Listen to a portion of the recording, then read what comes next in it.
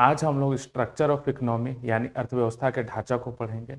तो अर्थव्यवस्था के ढांचा को देखते हैं हम लोग। इसमें एक प्राचीन ग्रंथ है, इसमें एक श्लोक है, कृषि पालन पाल्या वाणिज्यम वार्ता, जिसमें वार्ता शब्द का जो प्रयोग किया गया है, इसका क्या मतलब था? इकोनॉमिक एक्टिविटी यानी आर्थिक क्रियाएं जो संबंधित थी पशुपालन से, कृषि से, क्योंकि उस समय ज्यादातर जो भी इकोनॉमिक एक्टिविटी होती थी एग्रीकल्चर सेक्टर से ही रिलेटेड होते थे।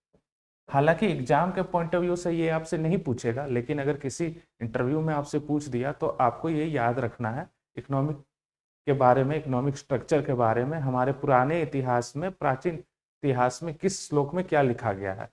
तो वो चीजें यही हैं। फिर जो अभी के हिसाब से हम लोग जो इकोनॉमिक्स बोलते हैं, वो वर्ड कहाँ से आया? तो अर्थशास्त्री यानी इकोनॉमिक्स पुराने एक लैटिन शब्द ओक्योनोमिया से आया है, जिसका मतलब क्या होता है? हाउस मैनेजमेंट, घर का प्रबंधन, ओक्योनोमिया से आया है। और ओक्योनोमिया क्या है? एक लैटिन भाषा है जिसका संबंध क्या है? हाउस मैनेजमेंट से। जिस तरह से हमारी घर में मम्मी किचन को कैसे मैनेज करती है, लिमिटेड रिसोर्सेस से, कम संसाधन है तो भी अच्छा खाना आपको बना के देती है ना। अगर खीर बनाना है तो कम दूध, कम चीनी, कम चावल से भी एक शानदार खीर आपको बना के दे देती है। तो इकोनॉमिक्स भी यही करता है कि लिमिटेड रिसोर्सेस से आपका जो अधिकतम लक्ष्य की प्राप्ति है उसको प्राप्त कराता है इकोनॉमिक्स। इसी को इकोनॉमी कहते हैं। तो इकोनॉमी के बारे में हम लोग देख लिए कि ओक्योनोमिया वर्ड से आया है, जिसका मतलब क्या होता है? हाउस मैनेजमेंट, अर्थात कि अर्थशास्त्र में न्यूनतम संसाधनों से अधिकतम लक्ष्य की प्राप्ति के विज्ञान से संबंधित है इकोनॉमिक्स यानी अर्थशास्त्र। जैसे क्या होता है कि अगर आप किसी चीज का उत्पादन करते हैं तो किसी चीज का उत्पादन करने के लिए आप चाहेंगे कि उत्पादन से आपको ज्यादा प्रॉफिट हो और उत्पादन करने में जो लागत आए, कॉस्ट आए, वो कम हो। ठीक है, तो यही इकोनॉमिक्स है। अब हम लोग आगे चलते हैं। तो अर्थशास्त्र की परिभाषा के बारे में बहुत सारे अर्थशास्त्री अलग अलग अपना मत रखे हैं। उसमें सबसे इंपॉर्टेंट है एडम स्मिथ। इनको अर्थशास्त्र का जनक कहा जाता है। और इनकी जो पुस्तक थी वेल्थ ऑफ नेशन 1776 में प्रकाशित हुई थी, जिसमें इन्होंने धन प्रधान परिभाषा दी थी। कहने का मतलब क्या था इनका? कि जो भी अर्थशास्त्र धन से संबंधित है तो उसको अर्थशास्त्र कहते हैं। धन से संबंधित चीजें अर्थशास्त्र कहते थे, एकदम सीधा सीधी बात। तो याद रखना है, वेल्थ ऑफ नेशन इनकी किताब थी। अर्थशास्त्र के जनक कहे जाते थे एडम स्मिथ, ये उनकी किताब है। दूसरा है अल्फ्रेड मार्शल। मार्शल क्या था? तो मार्शल ने क्या कल्याण प्रधान परिभाषा दी, जिसमें बताया कि अर्थशास्त्र में आर्थिक कल्याण का अध्ययन किया जाता। तो आपको बहुत ज्यादा डिटेल में याद नहीं रखना है, बस याद रखना है कि मार्शल किस तरह का परिभाषा दिए हैं। तो आर्थिक कल्याण के संबंधित परिभाषा दिए हैं अर्थशास्त्र की। और एडम स्मिथ तो धन से संबंधित परिभाषा। फिर है इसी तरह सीमितता प्रधान परिभाषा कौन दिए हैं? तो जॉन रॉबिन्सन्स, प्रोफेसर रॉबिन्सन्स। विकास प्रधान परिभाषा प्रोफेसर सैमुअलसन। आवश्यक विभिन्नता परिभाषा जेके मेहता, ये इंडियन थे तो एक इंडियन से याद रखना जरूरी है। और ये इंपॉर्टेंट अर्थशास्त्री हैं जो परिभाषा दिए हैं, इसको याद रखना।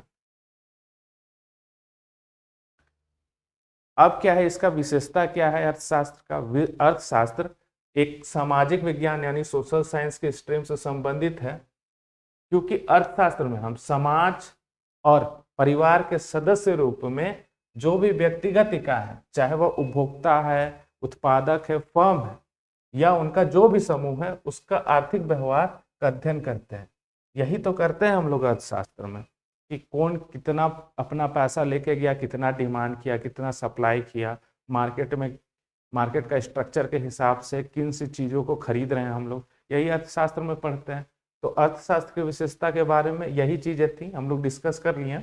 अर्थव्यवस्था आर्थिक पक्ष का अध्ययन किया जाता है जो धन से संबंधित है। जाहिर सा बात है, इकोनॉमिक्स पढ़ेंगे किससे? धन से जो संबंधित होगा उसी को पढ़ेंगे।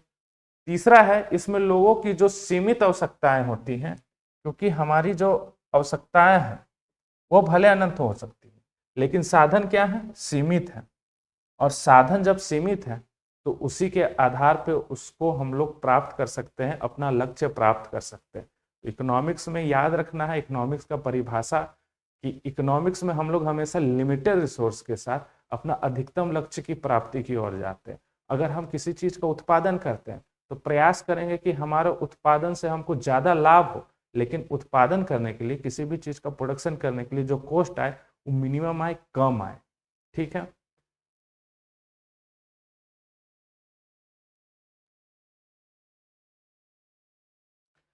अर्थशास्त्र को दो भागों में विभाजित किया गया है, मुख्य रूप से दो भागों में विभाजित किया गया है। एक माइक्रो इकोनॉमिक्स बेस्ड अर्थशास्त्र, एक मैक्रो इकोनॉमिक्स यानी समष्टि अर्थशास्त्र। तो माइक्रो और मैक्रो यानी बेस्ड और समष्टि शब्द का प्रयोग सर्वप्रथम रेगुलर फिश ने किया था 1933 में।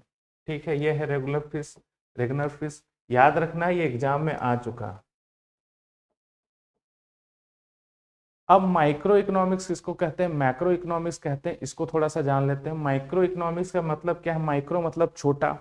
तो छोटा इसमें क्या है कि व्यक्तिगत इकाई, जैसे कि एक उपभोक्ता, उत्पादक अथवा उनके समूह का अध्ययन करते हैं। यह अध्ययन कीमत को ध्यान में रख के करते हैं।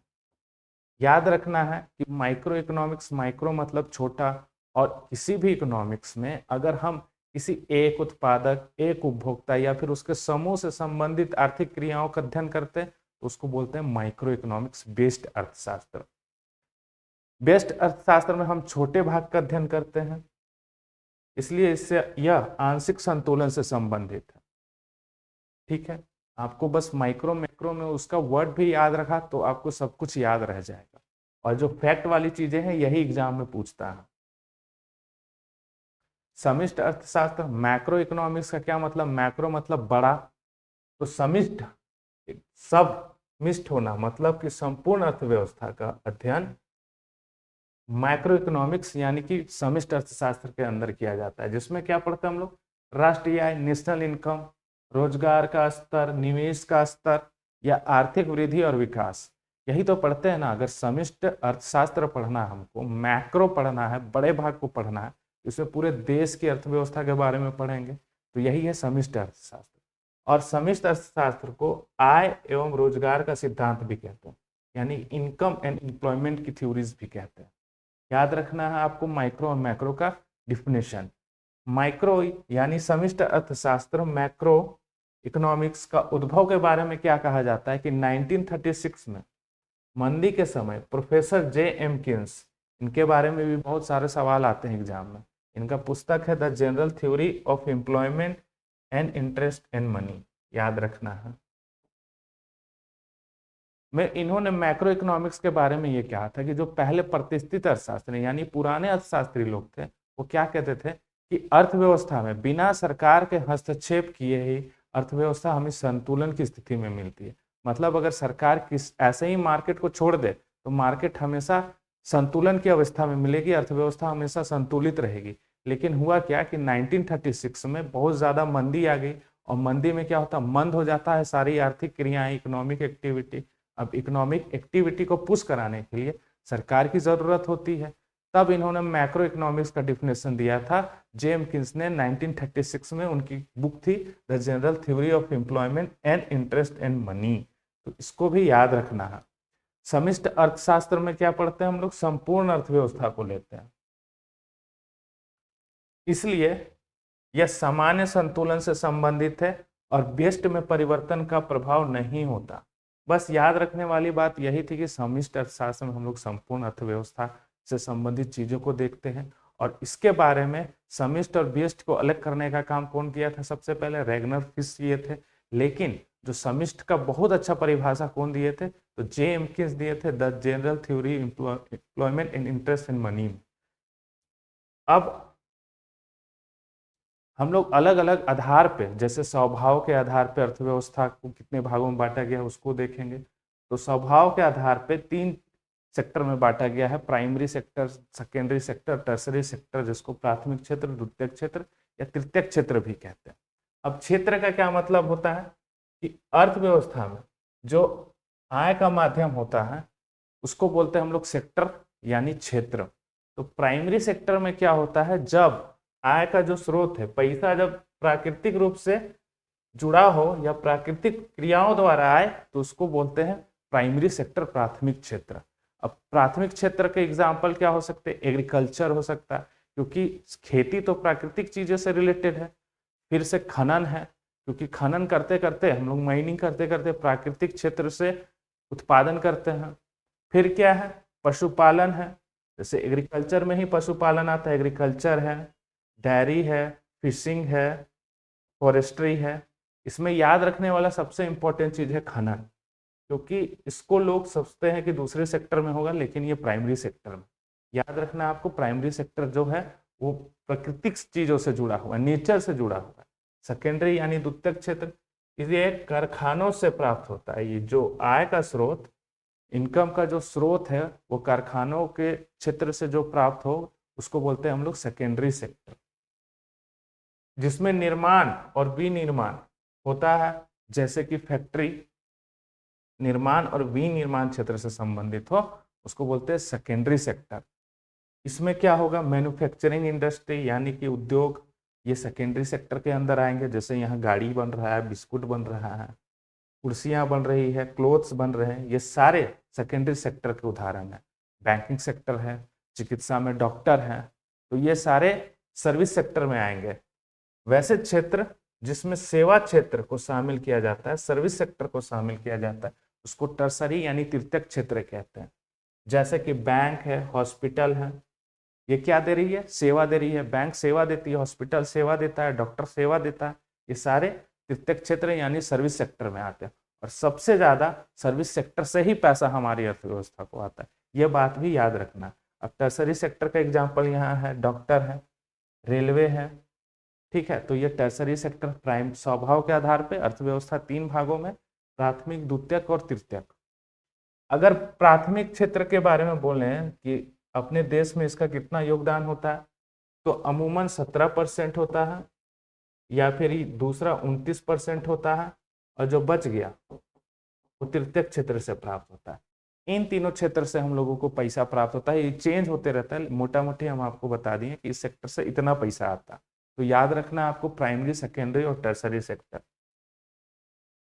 फिर स्वामित्व के आधार पर यानी मालिक के आधार पर अर्थव्यवस्था को 4 भागों में बांटा गया है। एक है सार्वजनिक क्षेत्र यानी कि पब्लिक सेक्टर। आप जाहिर सा बात समझ लीजिए कि सार्वजनिक क्षेत्र में किसका कंट्रोल होगा, सरकार के कंट्रोल में होगी। तो इसमें पूरी तरह से सरकार का नियंत्रण होता है और इसे पब्लिक सेक्टर कहते हैं। इसका क्या लक्ष्य होगा, अगर सरकार कहीं पैसा लगा रही है तो सरकार का यही लक्ष्य होता है कि समाज का विकास हो और कल्याण हो। वर्तमान में सबसे बड़ी पब्लिक सेक्टर रेलवे और महारत्न कंपनियां। मालिक के आधार पे सार्वजनिक क्षेत्र यानी पब्लिक सेक्टर उसको कहते हैं जिसपे सरकार का कंट्रोल। दूसरा है निजी क्षेत्र यानी कि प्राइवेट सेक्टर। तो प्राइवेट क्षेत्र में किसका कंट्रोल होगा, प्राइवेट आदमी का, निजी आदमी का।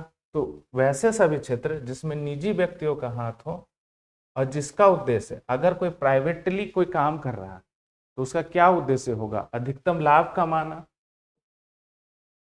और पूंजी के आधार पर सबसे बड़ी अभी प्राइवेट कंपनी कौन सी है, रिलायंस है, अडानी है, ये सारी प्राइवेट सेक्टर की कंपनियां हैं। तो याद रखना है कि निजी क्षेत्र में वैसे कंपनियां शामिल होंगे, वैसे सेक्टर का शामिल होंगे जिसमें जो नियंत्रण होगा, जो कंट्रोल होगा वो निजी व्यक्तियों का हो। तीसरा है संयुक्त क्षेत्र। संयुक्त मतलब निजी और सरकारी दोनों मिलके, आप बराबर सुनते होंगे पब्लिक प्राइवेट पार्टनरशिप, तो यही है संयुक्त क्षेत्र। इसमें क्या होता है कि निजी और सार्वजनिक दोनों क्षेत्र मिलकर काम करते हैं, क्योंकि जाहिर सा बात है कि सरकार के पास बहुत सारे संसाधन नहीं है, बहुत सारी चीज़ों पे उसको नॉलेज नहीं है, टेक्नोलॉजी नहीं मिलती है। अगर अभी आप देखिएगा इसका उदाहरण मेट्रो, अब मेट्रो लगाना है तो मेट्रो के लिए जरूरी हो जाता है कि इस तरह के सेक्टर्स हों, निजी और प्राइवेट दोनों मिलकर काम करें। फिर तीसरा है सहकारी क्षेत्र। जब किसी कंपनी को दिशा निर्देशक सरकार द्वारा मिलती है उसको कोऑपरेटिव यानी सहकारी क्षेत्र कहते हैं। कोऑपरेटिव बैंक का संचालन कई लोगों के समूह के द्वारा किया जाता है, तो ये सहकारी क्षेत्र यानी कोऑपरेटिव सेक्टर का उदाहरण है। तो मालिक के आधार पर 4 सेक्टर है, एक है सार्वजनिक यानी पब्लिक, दूसरा है निजी प्राइवेट, और संयुक्त क्षेत्र में निजी और जो प्राइवेट और पब्लिक दोनों मिलकर काम कर रहे हैं। और सहकारी क्षेत्र में ये जो दिशा निर्देश है सरकार देती है और उसके नियमों के आधार पे ये काम करती है तो उसको कोऑपरेटिव सोसाइटी कहते हैं। कोऑपरेटिव, कोऑपरेट करके काम करती है। तो स्वामित्व यानी मालिक के आधार पे हम लोग देख लिए। अब हम लोग देते हैं कि किसी भी अर्थव्यवस्था को उत्पादन के साधनों के स्वामित्व यानी जो उत्पादन के साधन है उसके स्वामित्व के आधार पे, उत्पादन के साधन या सरकार की भूमिका के आधार पे इसको 3 भागों में बांटा गया। ठीक है, तो पहले जान लीजिए कि उत्पादन के साधन क्या होता है। किसी भी चीज का उत्पादन करने के लिए हम लोगों को उत्पादन के साधनों की जरूरत होती है। मोटा मोटी 4 साधन है किसी भी चीज का उत्पादन करना। तो उसके लिए लैंड चाहिए, लेबर चाहिए, कैपिटल चाहिए और एंटरप्रेन्योर चाहिए। यानी कि भूमि तो चाहिए ही चाहिए, अगर आप खेती भी करते हैं तो भूमि चाहिए, लेबर चाहिए, कुछ श्रमिक चाहिए, पूंजी चाहिए, आपको सीड्स खरीदना, फर्टिलाइजर खरीदना, तो कैपिटल चाहिए, और उद्यमी की तरह आपको सोचना होगा, साहसी होना चाहिए, साहस होना चाहिए, तब जाके आप काम करते हैं।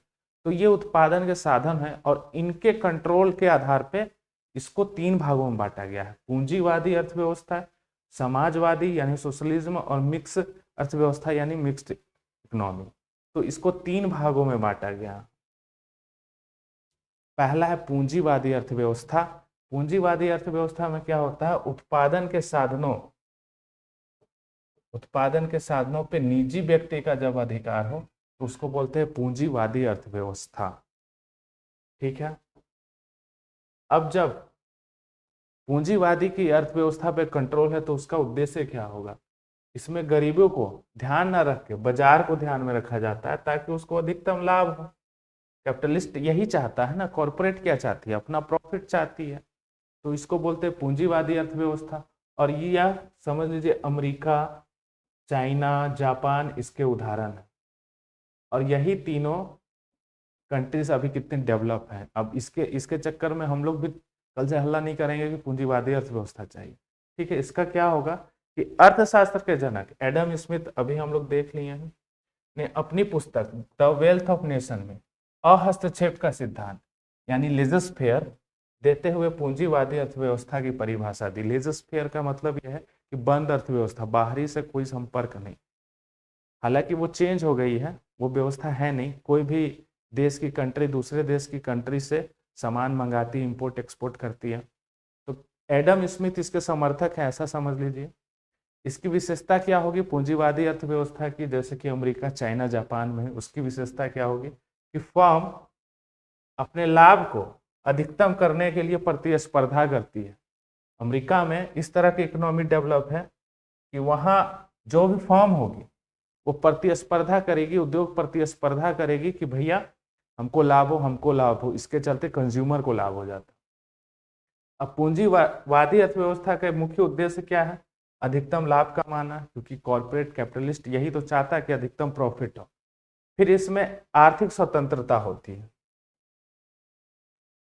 उपभोक्ताओं के पास विकल्प होता है और अपने बौद्धिक क्षमता से उपभोक्ता अपने उत्तम वस्तुओं का चयन करती है। कंज्यूमर के पास जब कैपिटलिस्ट बहुत ज्यादा हो जाते हैं, पूंजीवादी अर्थव्यवस्था हो जाती है, तो ऐसे सेक्टर में क्या होता है, कंज्यूमर को बहुत सारे चॉइसेस मिलते हैं कि यहाँ जाएं वहां जाएं, क्योंकि बहुत सारी कंपनियां हैं।